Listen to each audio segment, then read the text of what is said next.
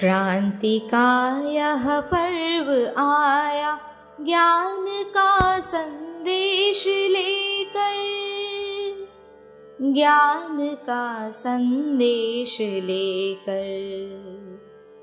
क्रांति का यह पर्व आया ज्ञान का संदेश लेकर, ज्ञान का संदेश लेकर। गहनतम की निशा बीती, भोर आया भाग्य लेकर, दे रही संदेश जग को प्रकृति भी करवट बदल कर। छोड़ तंद्रा उठ पड़ो अब, छोड़ तंद्रा उठ पड़ो अब, कर्म का संदेश लेकर, कर्म का संदेश लेकर। क्रांति का यह पर्व आया ज्ञान का संदेश लेकर, ज्ञान का संदेश लेकर। सूर्य की अरुणिम विभाले, किरण बन उतरा नयन में, साधना का हो बसेरा, गंध बन विचरो पवन में। मातृभू का भार हर लो, मातृभू का भार हर लो, प्रेम का संदेश देकर, प्रेम का संदेश देकर। क्रांति का यह पर्व आया ज्ञान का संदेश लेकर, ज्ञान का संदेश लेकर। क्रांति का यह पर्व आया ज्ञान का संदेश लेकर, ज्ञान का संदेश लेकर। क्रांति का यह पर्व आया।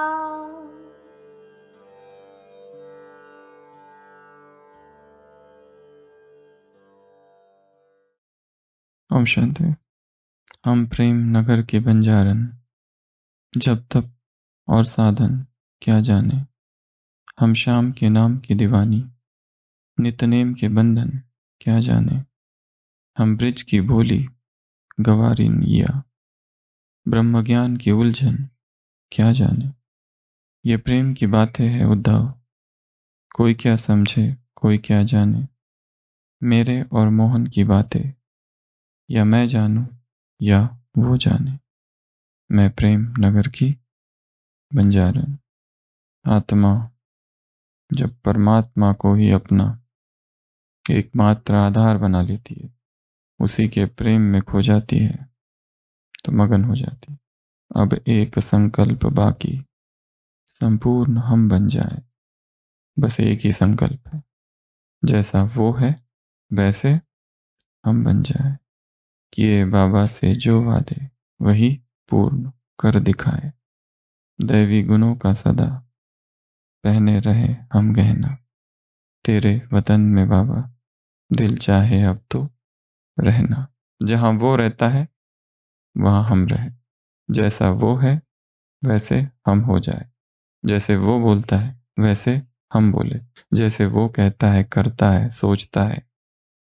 जो उसे पसंद है वो हमें पसंद, जो उसे पसंद नहीं वो हमें पसंद नहीं। ये प्रेम की परिभाषा है।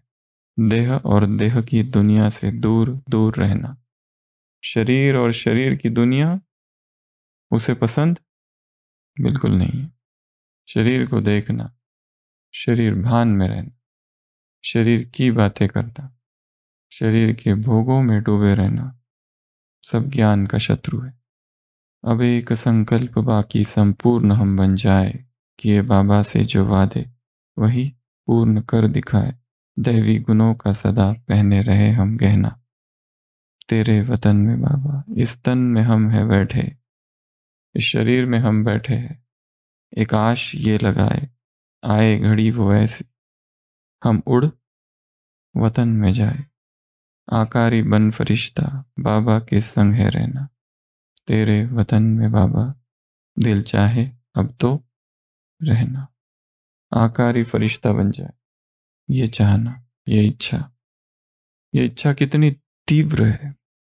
क्या बनने की? एंजल, फरिश्ता। फरिश्ता अर्थात जो अव्यक्त है, फरिश्ता अर्थात जो व्यक्त नहीं, फरिश्ता अर्थात जो अशरीरी है, फरिश्ता अर्थात उसे शरीर बहुत ज़्यादा पसंद नहीं।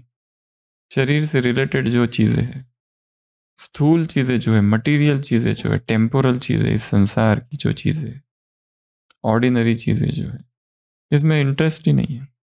शरीर से प्राप्त होने वाले जो सुख है, खाने का, पीने का, सुनने का, सूंघने का, स्पर्श का, इंद्रियों का, जो कुछ काम का, क्योंकि अनुभव ये कहता है कि शरीर से संबंधित सारे सुख आत्मा को गिराते हैं और उनसे बाहर निकलना बहुत मुश्किल है। पहले ही आत्मा उसमें पिंजरे में फंसी हुई है, उसमें ही पिंजरे का पक्षी अगर घायल हो जाए, बीमार पड़ जाए और गिर जाए पिंजरे के अंदर ही, तो उसका वो जो फ्रीडम था पिंजरे के अंदर घूमने का, वो भी गया। इसके लिए योगी शरीर से बाहर निकलने की कोशिश करता है। शरीर के सुख उसके दुश्मन है, पर वो शरीर को दुख भी नहीं देता है।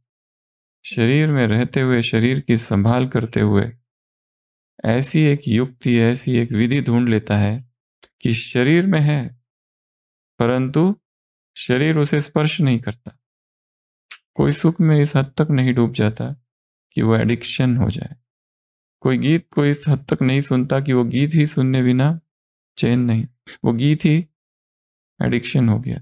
कोई दृश्य, कोई खाने की चीज, कोई पदार्थ जिसे वो स्पर्श करता है, उसके स्पर्श के सिवा सुख ही नहीं मिलता। इस तन में हम है बैठे, एक आश है ये लगाए, जैसे इस तन में मैं बैठा हूं, आए घड़ी वो ऐसी, हम उड़ वतन को जाए। गंगा के तट पर एक बार एक बहुत बड़ा विवाद हुआ।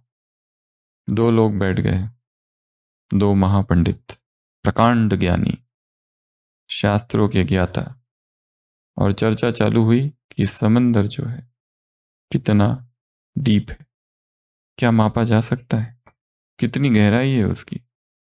हर एक ने अपने अपने तर्क लगाए कि इतना बड़ा हो सकता है, उतना बड़ा हो सकता है, मेरे शास्त्र में ऐसा लिखा है, इतने योजन का है, उतना वैसा है। एक गरीब व्यक्ति वहां बैठा था, वो कहता है आप जो बातें कर रहे हैं मुझे कुछ समझ नहीं आ रही, पर एक बात मैं जानता हूं, अगर समुद्र को नापना है तो उसमें उतरना चाहिए। वो कहता है चुप बैठो मूर्ख, ना तुमने शास्त्र पढ़े हैं, ना तुम्हारे पास कोई ज्ञान है। वो कहता है इतना तो मैं जरूर समझ सकता हूं कि समुद्र की गहराई यदि मापनी है तो समुद्र में उतरना पड़ेगा, इसमें शास्त्रों का क्या लेना देना। वो दोनों पंडित कहते हैं अच्छा। गंगा तट को छोड़कर वो लोग समुद्र तट पर पहुंचते हैं और दोनों ही छलांग लगाते हैं। पर कहानी कहती है ये जो दो पंडित जो थे दोनों, ये नमक के बने हुए थे, ये नमक के बने हुए थे। तो इनकी इच्छा थी समुद्र कितना गहरा है जानने की, और जानकर दूसरों को आके बताने की। तो ये दोनों कूद पड़ते हैं और धीरे धीरे नीचे नीचे जाने लगते हैं, और जैसे जैसे नीचे जाते हैं पिघलने लगते हैं, पिघलने लगते हैं, पिघलने लगते हैं, और फिर रहते ही नहीं। अब कौन वापस आकर बताएगा कि समुद्र कितना गहरा है, क्योंकि जो उसमें कूदा वो गया, वो तो वापस आया ही नहीं। साइंस कहता है हम भी किससे बने हुए हैं? समुद्र से, पानी से। 60% पानी है, परंतु डिपेंड करता है उम्र क्या है, कहाँ रहते हो, उस हिसाब से 45% से लेकर 70% तक हम पानी से हैं अंदर, एवरेज 60। और नमक, कुछ कुछ इतिहासकार या फिर वैज्ञानिक कहते हैं हम लोग फिश से आए हैं। ये उनकी अपनी थियोरी है। कहने का भाव चेतना जब छलांग लगाती है महाचेतना में तो डूब जाती है, खो जाती है। वापस आकर दूसरों को कौन बताएगा? हाँ, पर कुछ कुछ आत्माएं रह जाती है, या कुछ कुछ आत्मा को यदि महासागर सोचे कि इसको मैं रखूं, तो उसके द्वारा संसार को ज्ञान दिया जा सकता है। और आज तक उस महासागर ने केवल एक ही आत्मा को रखा, जिसने यहाँ पर डुबकी लगाई, और वो उधर भी है। बीच में जो दीवार है, दीवार के ऊपर वो बैठा हुआ है। वो इधर का भी जानता है, उधर का भी जानता है, दोनों को जानता है। और वो थी आदिदेव, आदि पिता की आत्मा। तो ब्रह्मा का महाप्रयाण हमने देखा, और देखने के और ये प्रयाण के बाद ऐसे 13 संदेश आए। एक तो अव्यक्त मुरली हमने देख ली, और 13 ऐसे संदेश आए, और इन 13 संदेश में बहुत सारे गुप्त रहस्य थे। और रहस्य कहाँ के थे? सूक्ष्म वतन के रहस्य थे। तो आज हम आज और कल 2 दिन क्या देखेंगे? ये जो 13 संदेश थे उनमें से आज हम 6 संदेश देखेंगे, और इन 6 संदेशों में 12 ड्रिल है जो हमें करनी है सारे दिन भर, या आगामी दिनों में जब जब समय मिले तब तब। तो divine messages and divine drills, 13 messages है। एक तो कल हमने देखा था भाभा का सन्नाटा, कल अभ्यास किया। मैं आत्मा शरीर से एक एक अंग को छोड़ रही हूँ, बाबा की याद मुझे बुला रही हो, और संसार के सारे धागे दोरे कट रहे हैं, सारी रगे सिल्वर कॉर्ड्स कट हो रहे, और मैं यहाँ से उड़ते वापस जा रहे। ये अभ्यास जब भी लेटो सोचना मैं तो गया, पता नहीं उठूंगा कि नहीं। यदि हमें कोई स्वप्न दिखे रात में और हम उठ जाते, सोचो यदि हम उठे ही ना और स्वप्न चालू ही रहे तो क्या होगा?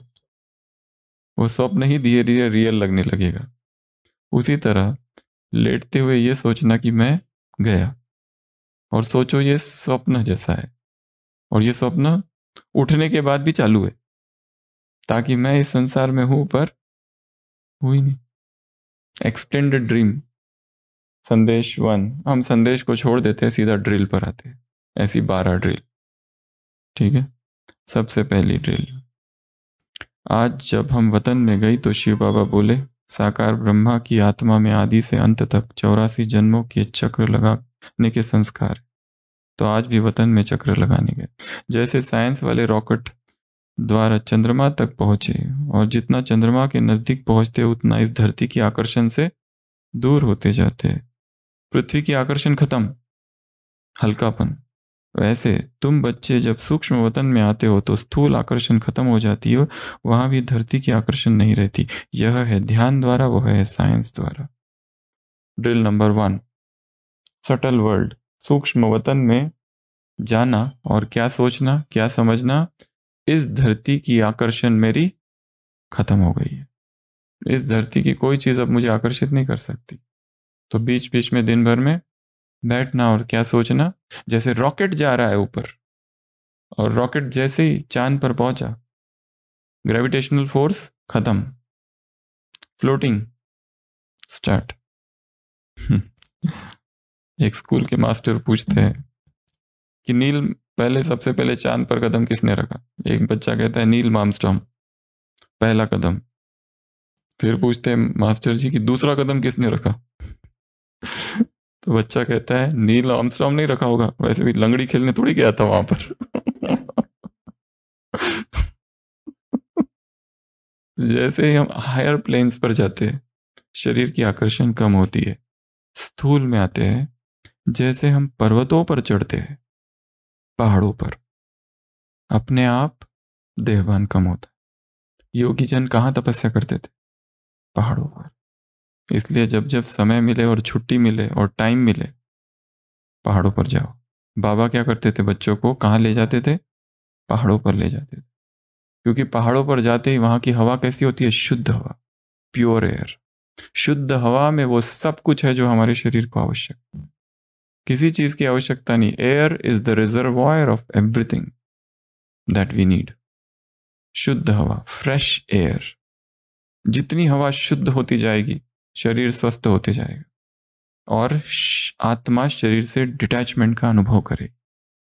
इसलिए शहरों में देहभान ज़्यादा रहता है, ट्रैफिक, भीड़ भाड़, पोल्यूशन, देहभान रहता है। और जैसे ही शुद्ध आबू पर्वत पर आते हैं तो क्या होता है, लोगों को अनुभव होता है। मधुबन में आते ही क्यों अशरीरपन का ज़्यादा अनुभव होता है? एक कारण पहाड़ भी है, हाइट, शुद्ध हवा है, आबादी कम है। और जितना शहरों में जाओ वहां पर वाइब्रेशंस कैसे है, लोगों के प्रकंपन है, सब भाग रहे हैं, पैसा पैसा पैसा, कमर्शियलिज्म, लूट रहे एक दूसरे को, करप्शन है, वो वाइब्रेशन है वहाँ। यहाँ देखो कैसे वाइब्रेशन, सुबह सुबह आवाज आ रही है ना चिड़ियों की, गा रही है चिड़िया। तो सबसे पहली ड्रिल, ऊपर। कहाँ जाना? ऊपर। ये सोचो मैं ऊपर हूँ, और ये भी योग कर सकते कि मैं पहाड़ के ऊपर बैठा हूँ, मैं हिमालय की चोटी पर बैठकर योग कर रहा हूँ, आबू पर्वतों के ऊपर बैठकर योग कर रहा हूँ, शांति शिखर पर, पीछे वाले बड़े बड़े गुरु शिखर पर बैठकर योग कर रहा हूँ, अघाई माता वहां जाकर योग कर रहा हूँ, टोडरॉक, अनादरा वहां जाकर योग कर रहा हूँ। इमेजिन, मन से इमेजिन। अगर कोई मन से इमेजिन करे कि मैं बहुत तेज भाग रहा हूं, बहुत तेज भाग रहा हूं, भाग नहीं रहा है, खाली इमेजिन करे, थोड़ी देर के बाद सांस फूलने लगेगी, मन पर फील करना है उसको। वर्चुअल रनिंग, ये वर्चुअल रियलिटी का जमाना है। मन में जो हो गया वो साकार में भी हो जाता है। तो सबसे पहली ड्रिल कौन सी? ऊपर चढ़ना। ऊपर जाते ही नीचे का फोर्स कम होता है। जिस समय बहुत ज्यादा देहभान आ रहा है, मन में विकार और वासनाएं उत्पन्न हो रही है, पहला काम क्या करना है? वहां से निकल जाओ, छत पर जाओ, टहलना चालू करो।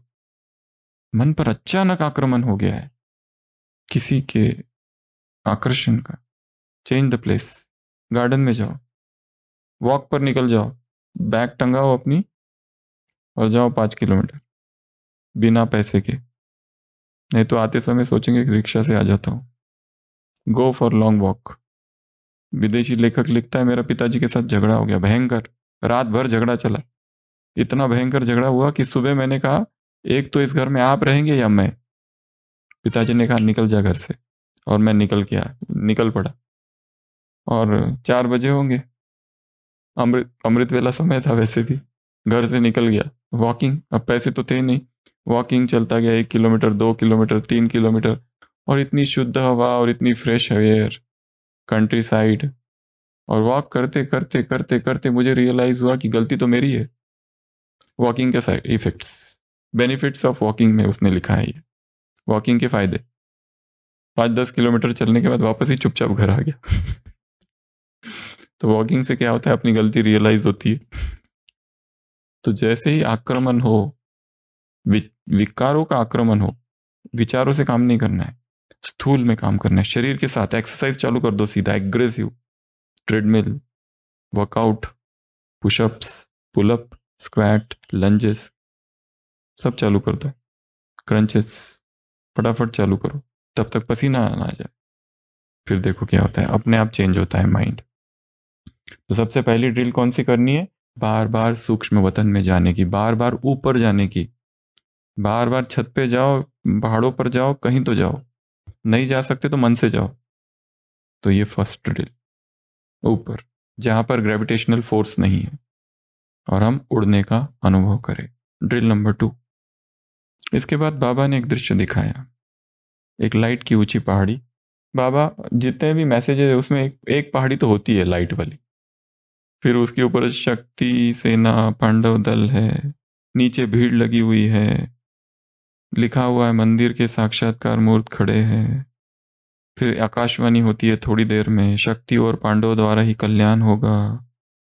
और फिर उनको साक्षात्कार होने लगे हमसे। किसका साक्षात्कार? अव्यक्त ब्रह्मा का, शिव बाबा का।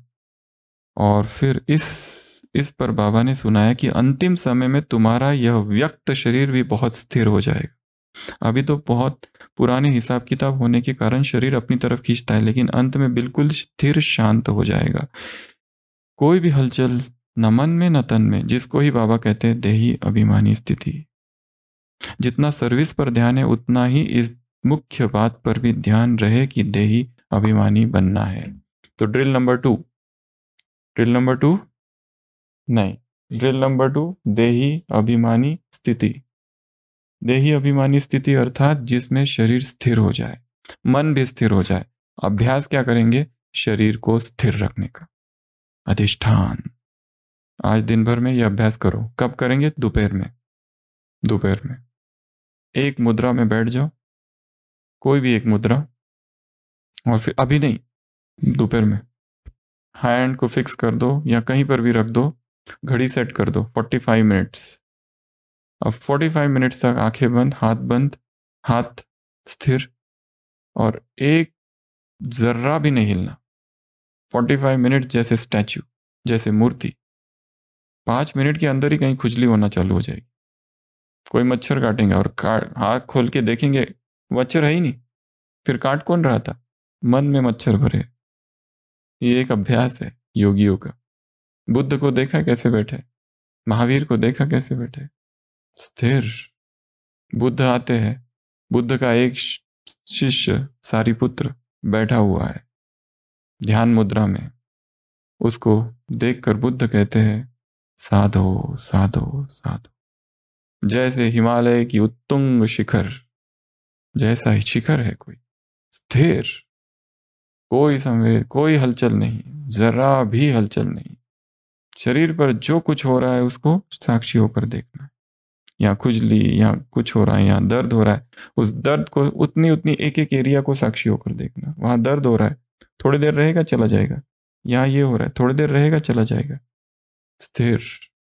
और शरीर को स्थिर करते करते एक अनुभव ऐसा आएगा कि केवल तरंगे ही तरंगे दिखेगी, और फिर बाद में केवल आत्मा में, बोलना नहीं पड़ेगा मैं आत्मा हूं, अनुभव होगा कि शरीर भंग भंग भंग, शरीर टुकड़े टुकड़े हो गए, चूरा चूरा हो गया, शरीर बचा ही नहीं, केवल मैं आत्मा बची हूं। तो 45 मिनट्स का ये अभ्यास है। तो आज करके देखना। जिनको पैरों में दर्द है, जो भी है, पैर नीचे रखो, चेयर पर बैठो, पर एक बार बैठ गए अलार्म लगा के बैठना। 40 मिनट्स तक बिल्कुल नहीं हिलना। घबराओ मत, फ्रैक्चर नहीं होगा। आज तक ऐसी कोई केस सुनी नहीं है कि वैसे बैठे फ्रैक्चर हुआ है। असहनीय पीड़ा और वेदना होगी पैरों में, उस पीड़ा को और उस वेदना को दर्द साक्षी होकर देखो कि वो दर्द हो रहा है, यहां दर्द हो रहा है, घुटने में दर्द हो रहा है, उसको भी साक्षी होकर देखो। ये अभ्यास है। चेयर पर बैठकर करो, अगर नहीं होता है नीचे बैठकर तो चेयर पे सिंपल हो जाएगा, परंतु जो नीचे बैठकर जो प्रैक्टिस है उसका तो कोई मुकाबला नहीं। योगी अर्थात प्रैक्टिस करने के लिए 15 मिनट से चालू करो। 15 मिनट सफल हो गए तो हाफ एन आवर पे जाओ, हाफ एन आवर सफल हो गया तो 45 मिनट्स तक पहुंचो। पर 1 घंटे का तो मिनिमम पीरियड होता है अधिष्ठान का, 1 आवर, 1 आवर। और रियल तपस्या तो जब चालू होती है जब शरीर में पेन होता है। उस पेन को ही तो देखना है साक्षी होकर। वो पेन ही तो होगा, तभी तो साक्षी होकर पता चलेगा। पसीना आना चाहिए, गर्मी में इतना पसीना आने दो, पसीना, पसीने से मर नहीं जाएंगे। ठंड में करना, ठंड से मरता नहीं है कोई। उस ठंडी को ही तो साक्षी होकर देखना है। योगी अर्थात ठंडी गर्मी से परे जाता है। तो सेकंड ड्रिल, शरीर को स्थिर। बाबा कह रहे अंत समय आएगा तुम्हारा शरीर स्थिर हो जाएगा, तुम्हारा मन स्थिर हो जाएगा, कोई हलचल नहीं होगी। इसको कहते हैं देही अभिमानी स्थिति। आत्माओं को तुमसे साक्षात्कार होगा, किसका? व्यक्त ब्रह्मा का साक्षात्कार होगा और शिव बाबा का साक्षात्कार होगा। इसका अब से अभ्यास करो। शरीर को स्थिर। हम लोग जो योग करते हैं उसमें क्या करते हैं, इधर पैर, इधर शॉल। शॉल ठीक है, परंतु उसको फिर भी एडजस्ट ही करते रहते हैं। यही योग चलता है आधा तो, शॉल योगा। फिर इधर कुछ करते हैं, फिर इधर खुजली, फिर इधर खुजली, फिर इधर खुजली, फिर इधर खुजली, खुजली, शॉल को ठीक करना, मच्छर, और कौन क्या कर रहा है, और फोन, फोन में, हाँ कोई नहीं, ठीक है, मैसेज अभी तक कोई नहीं आया, ठीक है, और फिर आंखें इधर उधर। काक। Drill number 2। Drill number 3। आज जब मैं वतन में गई तो बाबा हम सबका स्वागत करने के लिए सामने उपस्थित थे। जैसे ही पहुंची तो साकार बाबा साकार रूप में दृष्टि में याद दे रहे थे। आज की दृष्टि में विशेष प्रेम का सागर का रूप इमर्ज था। Drill number 3। बाबा से दृष्टि लेना, और दृष्टि में क्या देखना, जैसे उन आंखों में प्रेम का सागर है। क्या झलक रहा है उन नीली नीली आंखों में, उन पानीदार आंखों में, उन गहरी गहरी आंखों में, dark dark eyes, deep deep eyes में क्या है, उसमें प्रेम का सागर है। उसमें कौन झांक रहा है, परमात्मा। उस आंखों के पीछे से कौन देख रहा है, शिव बाबा देख रहा है। ये अनुभव। और इसमें और एक चीज जुड़ी हुई है, एक एक बच्चे की याद नैनों में समाई हुई थी, और बच्चे की याद दो प्रकार की थी, एक थी अव्यक्त याद, और कईयों की याद में व्यक्त भाव के साथ। 75% याद अव्यक्त थी, 50% मिक्स थी। तो याद कैसी हो, दो प्रकार, व्यक्त और अव्यक्त। अव्यक्त अर्थात स्थिर। कोई अगर हिल रहा है डुल रहा है, उसको अव्यक्त कहेंगे ना। संदली पर जैसे बैठ के योग कराते हैं ना, कराने वाला, बस वैसे बैठना।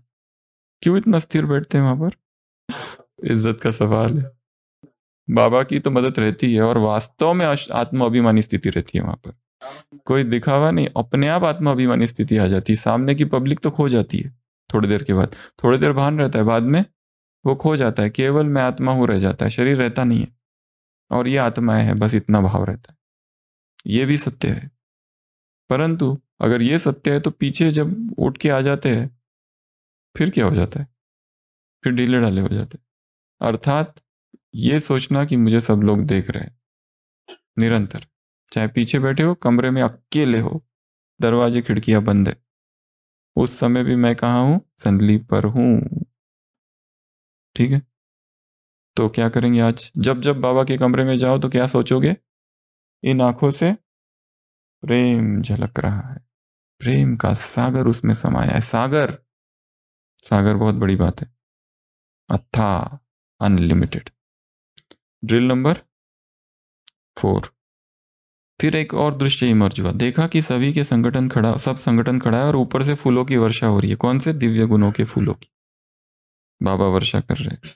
परंतु दिव्य गुणों की शिक्षा को हर एक बच्चे ने यथाशक्ति ही धारण किया है। तो आज सारे दिन भर और एक अभ्यास करना है। कौन सा, ये ड्रिल है। मुझ पर क्या हो रही है, कौन सी वर्षा, दिव्य गुणों की फूलों की वर्षा हो रही है। जहां जा रहा हूं वहां पर फूल गिर रहे हैं, बीच बीच में थोड़े से ऐसे निकाल, दिव्य गुणों के फूलों की मुझ पर क्या हो रही है, वर्षा हो रही है। चल रहा हूं, फूलों की वर्षा, खा रहा हूं, फूलों की वर्षा, सो रहा हूं, फूलों की वर्षा, उठ रहा हूं, फूलों की वर्षा, बात कर रहा हूं, फूलों की वर्षा। तो क्या करेंगे, ऊपर से मुझ पर क्या हो रही है, फूलों की वर्षा। Next, drill number 5। 3 प्रकार के गुलाब देखे। पहला गुलाब लोहे का था, दूसरा हल्के पित्तल का, और तीसरा रियल गुलाब। तो पहला गुलाब अर्थात वो संस्कार जो सबसे कड़े है, जिसके लिए क्या करना पड़ता है, हथौड़ा लगता है, गर्म करना पड़ता है, बदलते नहीं है वो। दूसरा गुलाब अर्थात जो मेहनत से बदल जाते हैं, हल्का पित्तल वाला। तीसरा गुलाब अर्थात जो नेचुरल है। यह वही बच्चे हैं जिन्होंने गुलाब समान बनने में कुछ मेहनत नहीं ली है, सहज जिनके संस्कार हो गए। पवित्र बनने की 2 विधियां हैं ब्रह्मचर्य धारण करनी। एक तो काम विकार के प्रति घृणा नफरत उत्पन्न करो, दिन रात गालियां दो काम विकार को। यह संसार की सोनाई सिखाई हुई विधि है। सन्यासियों ने क्या सिखाया है, काम विकार के प्रति घृणा घृणा नफरत, दिन रात वो गिराता है, ये करता है। दूसरी विधि जो भगवान ने सिखाई है वो है प्यूरिटी के फायदे, प्यूरिटी का महत्व। तुम्हारा स्वभाव ही प्योर है, तुम हो ही प्योर, तुम देवता थे। ये विधि एक, जिससे प्यूरिटी एकदम सहज ही आ गई। ये विधि थोड़ा ठीक है ना, उसमें निगेटिविटी भरी है, उसमें व्यक्ति के प्रति भी घृणा उत्पन्न हो जाती है। इसमें सहज है, सहज ही उठ गए ऊपर कि ये मेरा स्वभाव है, स्वीकार कर लिया बस। माताओं, ओम मंडली में जो माताएं आई, इतनी फैशनेबल, नॉनवेज खाने वाली, फैशन करने वाली, नॉनवेज खाने वाली सोसाइटी, वो विकारी संसार था, और उसमें एकदम पवित्रता धारण कर ली। कैसे, क्योंकि बाबा ने आके एक बात कह दी कि तुम देवता थे, स्वीकार कर लिया आत्मा। पति से तो प्यार होता है ना स्त्री का, पति को भी छोड़ दिया। इतनी पावरफुल ये स्मृति है। तो तीसरे नेचुरल। ऐसे सुनते सुनते बाबा ने क्या किया, फिर रियल गुलाब का फूल लिया, और फिर क्या किया, उसके पत्ती सहज सहज अलग करने लगे। और फिर कहा कि ऐसा पुरुषार्थ करना है जो एकदम फट से पुराने संस्कार, पुराने देह के संबंध रूपी पत्ते छट जाए और फिर बीज रूप अवस्था में स्थित हो जाओ। तो ये थी ड्रिल नंबर 5। कैसे बनना है रियल गुलाब जिसके सहज पत्ते हट जाए, वैसे हमारी सहज प्योरिटी आ जाए, ब्रह्मचर्य के लिए संघर्ष ना करना पड़े, किसी भी चीज के लिए सब कुछ कैसे हो जाए, सहज, नेचुरल। ऐसे बात करो कि ये मेरा नेचुरल संस्कार है, अरे ये तो मैं बहुत जल्दी कर सकता हूँ। जैसे स्पोर्ट्स में ना एफर्मेशंस दिए जाते हैं आजकल, जीतना तो मेरे लिए बहुत ही आसान काम है, अभी कभी दौड़ा नहीं आदमी, वो चालू यहाँ से करता है, ये खेल इसमें तो मैं एकदम कर लूंगा, मेरे लिए बहुत सहज है। ये रोज बताते रहो अपने आप को, दीज आर एफर्मेशंस। एप्स, इसके एप्स बने हुए, affirmation for running, affirmation for dancing, affirmation for singing, affirmation for giving speech. भाषण देने के लिए मैं भाषण दे रहा हूं एकदम सहज, कोई मुश्किल ही नहीं है। यही पहले चेयर पर बैठकर ही भाषण देता है व्यक्ति, व्हील चेयर पर, वो अपना चेयर पर, रॉकिंग चेयर होती है ना, वहीं बैठकर देखता है हजारों लोग मेरे सामने, यही प्रैक्टिस है। फ्योडर डोस्टोवस्की था एक मोस्ट फेमस रशियन नॉवेलिस्ट, वो लड़खड़ा था बोलते समय, आवाज फम्बलिंग जिसको कहते हैं, बोलते नहीं आता था उसको। वो क्या करता था, समुद्र के किनारे पर जाता था, पत्थर डालता था और जोर जोर से चिल्लाता था। He is one of the biggest speaker, बाद में बना। कैसे, उसको तो बोलते नहीं आता था, कैसे बन गया, प्रैक्टिस। तो यहां पर भी कौन सी प्रैक्टिस हो, ये जो देह देह के संबंध मुझे कभी नहीं खींचते, अरे इनसे तो मैं पहले से ही दूर हूं, ये तो एकदम फालतू है, ये काम बेकार, ये तो हम तो बहुत ऊपर उठ चुके। ऐसा दूसरों को नहीं बताना, खुद बताते रहना, नहीं तो लोग आ जाएंगे परीक्षा लेने, देखते कितने पानी में अपने आप को थोड़ा सा मुंह मुंह मियाँ मिट्ठू कि ये विकार तो ये हमारे छूट गए, हम तो बहुत आगे निकल आए, वो गलियां बहुत दूर है, हम तो गांव छोड़कर आ गए, हमें पता ही नहीं वहां क्या है। बोकाजू के पास शिष्य आता है, वो कहता है कहाँ से आए, वो कहता है पेकिंग से आए, पहले जापान, चीन की कैपिटल पेकिंग थी। वो उसको पूछते हैं वहाँ के चावल क्या भाव है, वो होते हैं वहाँ के चावल 20 रुपए किलो। अच्छा 20 रुपए, जाओ तुम योग्य नहीं है मेरे, तुमको अभी तक याद है जहां से आए हो वहां के चावल क्या है, क्या भाव, तुम यहाँ सीखने आए हो ना ज्ञान, तो भूलो वहां का सब कुछ। Next drill number 6। ये ड्रिल में बाबा ने एक बहुत अच्छी बात बताई है। अगर संगठन के विषय में एक बात है कि अगर कोई अपना विचार रखे सामने तो उसको कट नहीं करो, अगर सीधा ही उसको कट करेंगे दोनों फोर्स टक्कर खाएंगे और रिजल्ट में सफलता नहीं मिलेंगी। एक इसलिए एक दो के विचारों को अर्थात राय को पहले रिगार्ड देना आवश्यक है, इससे ही आपस में स्नेह और संगठन चलता रहेगा। क्या करना है, एक दूसरों को रिगार्ड। अगर कोई सजेशन दे और कहे बकवास, ऐसा होता है क्या कभी, तुम जब भी मुंह खोलोगे ना कुछ ऐसा ही बोलोगे, हमको पता था पहले से ही, इसको तो बुलाना ही नहीं चाहिए था। पर हर आत्मा विशेष है, चाहे मूर्ख से मूर्ख भी हो, परंतु कभी वो जो राय देगा ना उसमें कोई ना कोई टचिंग तो होगी बाबा की, सूक्ष्म टचिंग। वो कार वाली स्टोरी है ना, कार बन गई कंपनी में, निकल ही नहीं रही है, दरवाजा छोटा पड़ गया, या वो हाइट छोटी पड़ गई उसकी, और ऊपर से खरोच आ रही है। सब सोच रहे क्या करे क्या करे, कैसे कार को गैरेज से, वो जहां बनी है कंपनी से बाहर निकाले। सब लोग इंजीनियर्स खड़े बैठ के सोच रहे क्या किया जाए क्या किया जाए। बेचारा चौकीदार है, वो कहता है हवा निकाल दो थोड़ी सी, कार बाहर। कि कभी कभी महान से महान सजेशन कहाँ से आते हैं, जो जो वो छोटे से छोटा है ना उसके पास से। हमको याद है बचपन की, हमारे ही बचपन की बात है, जो एक ऐसा खंबा होता है ना, हम खेल रहे थे बॉल से, तो एक बार वो बॉल इस खंबे के, वो पोल होता है, पोल में घुस गया, तो हमको तो बॉल चाहिए था, कैसे निकाले बॉल को, हम सोच रहे थे सब लोग छोटे बच्चे कैसे निकाले।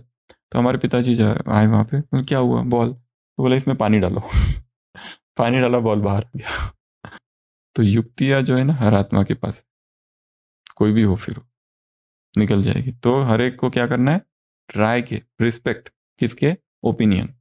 तो अगला ड्रिल नंबर 6, 7। बाबा को पूछा गया, बाबा वतन में सारे दिन भर करते क्या हो, यहां से तो चले गए, तो बाबा को क्या पूछा, दिनचर्या बताओ, करते क्या हो वहां। तो बाबा ने कहा चलो मैं तुमको दिखाता हूँ। बाबा ने दिखाया, वहाँ एक म्यूजियम है, वतन में म्यूजियम, और वहाँ पे क्या लगे हुए मॉडल्स थे। और दादी कहती मैंने जाके देखा ये तो हमारे ही मॉडल है, हम ही है। तो बाबा ने कहा मैं तुम लोगों को सजाते रहता हूँ यहाँ। तुम में से हर एक का मॉडल कहाँ पर है? वतन में। वतन में एक म्यूजियम है और वहाँ पर हमारा मॉडल है, और बाबा क्या करता है वहाँ पर बैठकर सजाते रहता है। ये कितना अच्छा ड्रिल है कि मेरा संपूर्ण फरिश्ता स्वरूप का मॉडल कहाँ है? परम सूक्ष्म वतन में। और बाबा क्या कर रहा है वहां पर? उसको सजा रहा है। मुझे यहां पता है मेरे अंदर अहंकार बहुत ज्यादा है, बहुत अहंकार है, हर चीज का अहंकार भरा है। क्या क्या बताऊं? ज्ञान का अहंकार है, योग का अहंकार है, सेवाओं का तो पूछो मत। मेरे जैसी तो सेवा दूसरा कोई करता ही नहीं। दूसरे तो लिंबू टिम्बू, हम ही है यहाँ पर जो है वो। हम में से, हमसे हमारी वजह से तो चल रहा है सब। हम हट जाएंगे तो पता नहीं क्या हो जाएगा। जैसे छिपकली सोचती है, छिपकली के दोस्त उसको कहते चले हम पिकनिक चलते, छिपकली नहीं थी, मैं कहती मैं नहीं आ सकती, अगर मैं चली गई तो छत गिर जाएगी। वैसे हम भी छिपकली, हम सोचते हम अगर चले जाए तो ये यज्ञ का क्या होगा। कितने अहंकार भरा है, हम बड़े अहंकारी, बहुत अहंकार है, हर चीज का अहंकार। ज्ञान का तो सबसे ज्यादा अहंकार है हमें, योग का तो पूछो मत। पुरुषार्थ का भी कितना अहंकार है। तुम कम पुरुषार्थी हो, जो अमृत वेला नहीं करते उसके तरफ कैसी दृष्टि से देखते हैं? इसका कुछ नहीं हो सकता। अमृत वेला ही नहीं करता, जो ज्ञान चिंतन नहीं करता उसको कैसे दृष्टि से देखते हैं?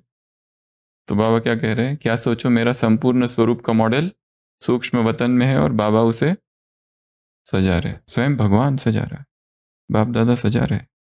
तो मुझे तो पता है मेरे में अहंकार है, परंतु वो ठीक करेगा। मैं समर्पण कर दिया है, इतना भी काफी है। हर एक को अपने अहंकार का पता होना चाहिए। हर एक को अपने अहंकार, निकले नहीं है उससे, मुक्त नहीं हुए, कारण पता है एक दिन ये पता होना ही मुक्त करा देगा। एक है वो लोग कि जिनको पता ही नहीं कि वो अहंकारी है, एक है दूसरे कि जिनको पता है कि बहुत अहंकार है। बाबा क्या करूं, अब ये अहंकार छूटता नहीं। अगला, नेक्स्ट। इसमें एक बात और कही है, अव्यक्त स्थिति में स्थित होकर व्यक्त भाव में आओ, ये बाबा ने कहा है। मैं भी खास समय पर खास बच्चों को याद करता हूं। ये 2 पॉइंट है यहाँ पर। Next drill, drill number 8। यहाँ पे एक बहुत अच्छी बात है। बाबा ने कहा, मैं, दादी ने कहा, मैं लाइट के बादलों के बीच से बाबा का मुखड़ा सूर्य चंद्रमा समान चमकता हुआ देख रही थी। और फिर बाबा ने एक बात कही, अवस्था तब बनेगी जब एकांत में बैठ अंतर्मुखी अवस्था में रह अपनी चेकिंग करेंगे। ऐसी अवस्था से ही आत्मा को आप बच्चों से साक्षात, बच्चों को, आत्माओं को आपसे साक्षात्कार होगा। क्या करना है? एकांत में बैठकर अंतर्मुखी होकर अपनी चेकिंग करना। ये ड्रिल, एकांत में चले जाओ आज सारे दिन भर बीच में, और क्या करो? अंतर्मुखी हो जाओ और खुद की चेकिंग करो। आज ये सेवा की, कोई अहंकार तो नहीं आया? आज ये बोला, ये कहना कि मैं इतना योग लगाता हूं, उतना योग लगाता हूं, ऐसा करता हूं, वैसा करता हूं, कितना सूक्ष्म अहंकार भरा है इन सब शब्दों में। गिनती है हमारी, अमृत वेले की गिनती, सब चीजों की गिनती। नेक्स्ट, बाबा को देखा, एक दूसरा दृश्य सामने प्रकट हुआ। बाबा की बाहों में सभी बच्चे समाये हुए थे, साथ साथ प्रेम का सागर था। तो बाबा ने कहा, तुम शक्तियों को भी, सर्व आत्माओं को ऐसे ही अब अपने समीप लाना है। क्या ड्रिल है? जैसे बाबा ने हमें अपनी बाहों में समाया, वैसे हमें क्या करना है? विश्व की सभी आत्माओं को प्रेम की अनुभूति करानी, समीप लाना है इस यज्ञ के। ये एक ड्रिल। और लास्ट ड्रिल कार्ड्स की ड्रिल है। बहुत सारे कार्ड रखे हुए थे, दादी को कहा बाबा ने कार्ड्स को सजाओ। तो दादी कार्ड को सजाने लगी और उल्टा सुल्टा होने लगा। बाबा हंसने लगे। कभी सतयुग का सीनरी बनाई, एक बाल कृष्ण झूल रहा है, साथ में कांता झूला रही है, दूसरे में सखिया खेल रही है, मतलब कि सतयुग की दिनचर्या। ये खेल है। कौन सा खेल? सतयुग के चित्र बनाना, कार्ड सजाना। कोई भी चित्र बनाओ, जैसे हमारे निखिलेश भाई चित्र बना देते हैं फटाफट, वैसे हर एक को आज जो मुरली चलेगी ना, उससे एक छोटा सा चित्र बनाना। अभी बन रहा है पीछे, तो एक चित्र बनाना उससे, एक रोज एक, एक जैसे बच्चों की कॉपी बुक होती है ना, पेंटिंग बुक, ड्राइंग बुक, वैसे एक ड्राइंग बुक खरीद लो और रोज एक चित्र बनाओ उसमें। ये बहुत अच्छी ड्रिल है। हमने चालू किया था, कुछ दिन चला, पर खो गए। आज से वापस चालू करते भूल गया था, आज याद आ गया। ज्यादा दिन नहीं चलता बस, पर ठीक है जब तक चले तब तक चले, जब ये कोई याद करेंगे तो वापस चालू करेंगे, तो आज एक वापस चालू कर देना। ठीक है, नेक्स्ट ड्रिल, स्वर्ग की टिकट। यहाँ पे एक दृश्य दिखा, भीड़ लगी हुई थी। दादी ने पूछा क्या हो रहा है, तो वहां दादी को बताया यहाँ स्वर्ग की टिकट मिल रही है। और कुछ लोग थे आराम से बैठे थे, वो कहते थे बाद में लेंगे, अभी बहुत टाइम पड़ा है। और बाद में फिर दरवाजा बंद हो गया, और जिनको टिकट मिल गई वो स्वर्ग पहुंच गए, और जिनको नहीं मिली वो पश्चाताप करते रहे। और कई बच्चे सोच रहे थे अब नहीं बाद में ले लेंगे, लेकिन ऐसे ना हो कि यह टिकट मिलना बंद हो जाए और स्वर्ग का गेट बंद हो जाए। तो जो करना है वो अभी करो, स्वर्ग की टिकट अभी मिल रही है, फटाफट आ जाओ, टिकट ले लो और आगे बढ़ जाओ, नहीं तो बाद में पश्चाताप। और लास्ट ड्रिल, नदी वाली, ये सबने सुना है कई बार। नदी बह रही है और कई लोग जा रहे हैं स्नान करने, कई लोगों का कहना है हम बाद में कर लेंगे, अभी टाइम पड़ा है। तो ज्ञान स्नान, ज्ञान की नदी बह, जो नज़दीक वाले हैं उनको इसका महत्व नहीं है, नज़दीक वाले आबू निवासी, और जो दूर से आए हैं, जैसे हम लोग जो दूर से आए हैं हम सब, तो वो लोग स्नान कर रहे हैं। नज़दीक वालों को इतना महत्व नहीं है, और वो क्या कर रहे हैं, और एक चीज़ कर रहे हैं, वो उनको उनका उमंग उत्साह भी कम कर रहे हैं, जो यहाँ दूर से आए हुए हैं। खुद तो ज्ञान योग नहीं करते पर दूसरों को भी करने नहीं देते, दूसरों को दूसरे करते हैं तो बेचैनी और जलन होती है, उसको भी टांग खींचना। तो बाबा ने ये दृश्य भी दिखाया, और फिर थोड़ी देर में क्या हुआ, नदी ने अपना मोड़, रास्ता बदल दिया, और फिर बाकी लोग पश्चाताप करते रह गए। तो सार, यह अमूल्य समय जो ज्ञान गंगा में नहाने का मिला है वह कभी भी गंवाना नहीं। लास्ट में एक महामंत्र की सौगात दी, मुझ परमपिता को याद करो और अपने जीवन को पवित्र योगी बनाओ। तो ऐसी कितनी ड्रिल थी ये, 12। फिर से रिवाइज करते हैं। सबसे पहली, सूक्ष्म वतन में जाने का अभ्यास, या फिर ऊपर जाने का अभ्यास, या फिर ऊंचाई में रहने का अभ्यास। दूसरी ड्रिल, देही अभिमानी स्थिति, उसमें क्या बताया, स्थिर बैठने का अभ्यास, जो आज दोपहर में करेंगे। तीसरा, दृष्टि, बाबा से जब भी देखो सोचो उसमें स्नेह का सागर है, मैं दृष्टि ले रहा हूं। तीसरा, चौथा, दिव्य गुणों की मुझ पर क्या हो रही है, वर्षा हो रही है। पांचवा, 3 गुलाब, तो जो सबसे नेचुरल गुलाब है रोज, उसकी पंखुड़ियां खुल जाती है अपने आप, तो ये देह देह के संबंध, ये बहुत नेचुरल है मेरे लिए, ये तो कभी मेरा था ही नहीं। नेचुरल प्यूरिटी है, बचपन से ही प्यूरिटी है, कुछ प्रयत्न किया ही नहीं हमने। ऐसा सोचते रहो दिन रोज, एकांत में बैठ के ये सोचो। नेक्स्ट, सब दूसरों के विचारों को रिगार्ड दो, चाहे मूर्ख से मूर्ख हो, और विकारी से विकारी हो, पापी से पापी हो। अगला, अपने कंप्लीट फॉर्म को, बाबा ऊपर मॉडल है मेरा जो बाबा सजा रहा है, कोई व्यक्ति नहीं, भगवान। मुझ में दोष बहुत है जानता हूं, पर जो सजा रहा है वो निर्विकार है। अगला, एकांत अंतर्मुखी होकर सेल्फ शेकिंग। अगला, सर्व, जैसे बाबा ने हमें अपने गले में लगाया, सब आत्माओं को हमें स्नेह का अनुभव कराना। नेक्स्ट, कार्ड, तो चित्र बनाने का अभ्यास वापस चालू कर देंगे आज, अपनी एक ड्राइंग बुक बनानी है, उसमें चित्र बनाना है। नेक्स्ट, स्वर्ग की टिकट के वहां खड़े हो जाओ, और फिर लास्ट, नदी। तो ये अभ्यास है आज सारे दिन भर के। अब एक संकल्प बाकी, संपूर्ण हम बन जाए, किए बाबा से जो वादे वो पूरे कर दिखाए, दैवी गुणों का सदा पहने रहे हम गहना, तेरे वतन में बाबा दिल चाहे अब तो रहना। ओम शांति।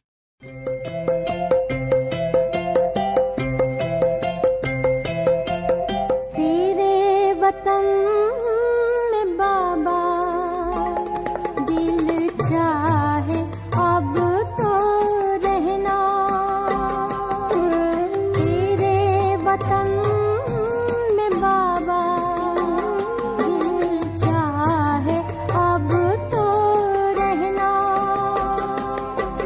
देहार देहती दुनिया से दूर दूर रहना, देहार देहती दुनिया से दूर दूर रहना, तेरे वतन में बाबा दिल चाहे अब तो रहना।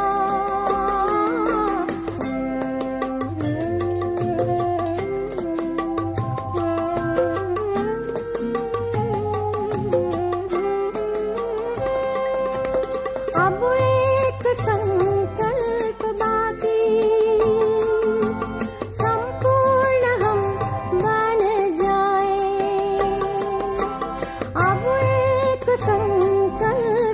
की संपूर्ण हम बन जाए। ये बाबा से जो वादे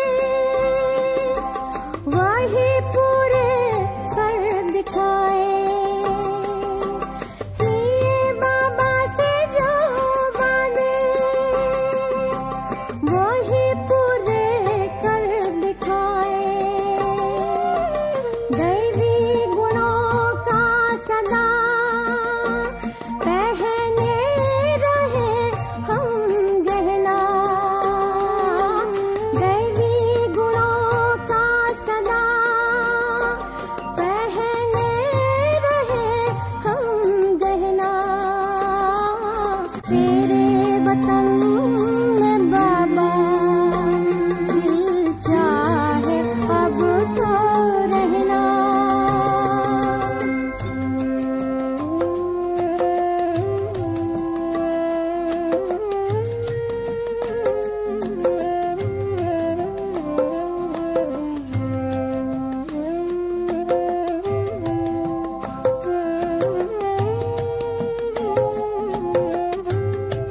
इस तन में हम हैं बैठे, एक आस लगाए।